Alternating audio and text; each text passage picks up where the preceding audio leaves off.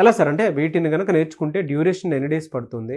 దానితో పాటు అంటే జనరల్‌గా ఏ కంపెనీస్‌లో అవకాశాలు ఎక్కువ ఉంటాయి ప్రస్తుతం అయితే? మేము మన దగ్గర కోడ్9లో 100 డేస్ ట్రైనింగ్ ఇస్తామండి.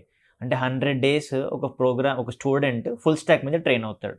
ఎందుకు ఫుల్ స్టాక్ అంటామంటే అందులో ప్రోగ్రామింగ్ లాంగ్వేజ్ పైథాన్ అయినా, జావా అయినా, database, MySQL, front end, aptitude, soft skills, అంటే వీటితో పాటు రెజ్యూమ్ ప్రిపరేషన్, ప్లేస్మెంట్కి ఎలా అటెండ్ అవ్వాలి, డైలీ ఎగ్జామ్స్ ఉంటాయి.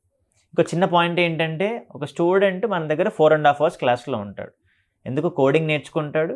కోడ్ రాయాలంటే మనకి లాజిక్ ఎక్కడి నుంచి వస్తుంది? మ్యాథ్స్ నుంచి కదా.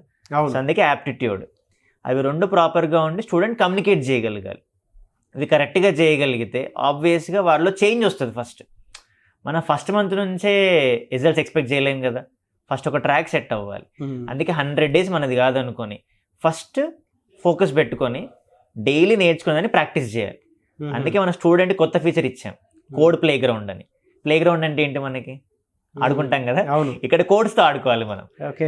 డైలీ క్వశ్చన్స్ ఉంటాయి, లీడర్ బోర్డ్ వస్తుంది, అప్పుడు నీ కాంపిటీషన్ ఉంటుంది. నా బ్యాచ్లో ఎక్కడున్నాను, ఓవరాల్ బ్రాంచ్లో ఎక్కడున్నాను, ఓవరాల్ కోడ్9లో ఎక్కడున్నాను నేను, అప్పుడు కదా కాంపిటీషన్. అంటే అప్పుడు జాబ్ ఎందుకు రాదండి? ఇంకా డెఫినెట్గా వస్తుంది అది